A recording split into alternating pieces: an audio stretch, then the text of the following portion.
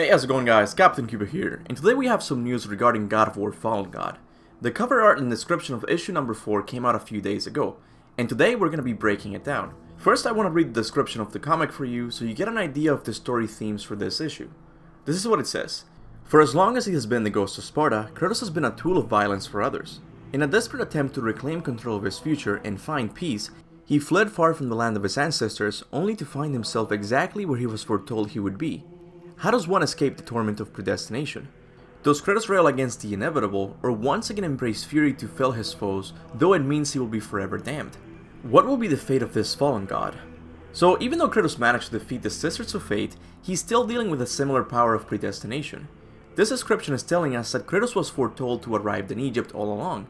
The same message of predestination is repeated by the old Egyptian man, whom I think is Thoth, in the number 1 issue of the comic.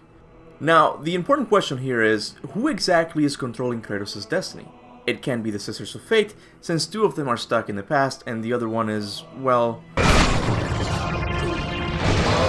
It can't be Thoth because it would mean that he has the power to influence people located on other pantheons, and we haven't seen that yet.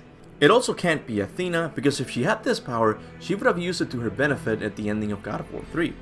So who is doing this to Kratos? My best theory is that a deity from the higher plane of existence is making sure Kratos follows a certain path. If my theory is correct, then this deity was controlling the destiny of even the Sisters of Fate. But again, this is just a theory that needs to be proven. But Cory Barlog has said that there's still a greater realm yet to be explored. Perhaps this is the place where Kratos would be able to finally break his torment of predestination, making him truly free. Now let's talk about the cover art. The first thing we notice is Kratos climbing a mountain while lightning strikes in the back. Many of you might think this is an image of God of War 3 given its similarities, but it's not. If you look at Kratos' face, you will see that he has facial hair, identical to the Kratos we see in the first issue. He's also wearing a scarf, something he never did until stopping in Egypt. But the troubling thing in this image is the blades he's seen holding. These are not the Blades of Chaos, but the Blades of Athena. But how is this possible, since we see him holding the Blades of Chaos in another cover art? And here we go again. I really thought we were done with this topic after the animation director at Santa Monica Studios told us that the Blades of Chaos were different from the Blades of Athena. Now don't go harassing Bruno Velasquez for not getting this right. This only goes to show that not everyone in the team is up to date with new plot developments in the series. So let me explain what this most likely means. Previously I thought the Blades of Chaos were lost during the fight with Ares. After this, Athena gave him a set of new blades called the Blades of Athena, and then she converted them to the Blades of Exile. Even though it hasn't been confirmed yet, I'm starting to think this view on the blades is no longer correct. Kratos having the Blades of Athena here means that all of the blades are the same blades, only modified. I'm fine with this view of the blades. The only thing we need is an explanation as to how the Blades of Chaos were turned to the Blades of Athena. Most likely it was Athena herself, but we still need a confirmation. Otherwise it's going to remain a plot hole in the story.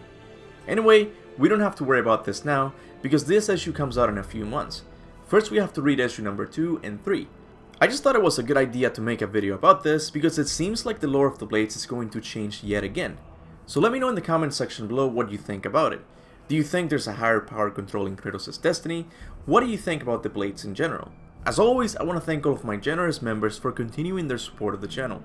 People like Abraham the Lazy, B7, and Wolfgang, to name a few, are the main reason I'm still able to upload these videos. I would also like to thank all of my other subscribers for liking and sharing my videos. Even though it doesn't seem like much, it really does help. With that said, if you're new to the channel and God of War is your passion, make sure to hit that subscribe button. And as always, remember, go forth in the name of Ragnarok.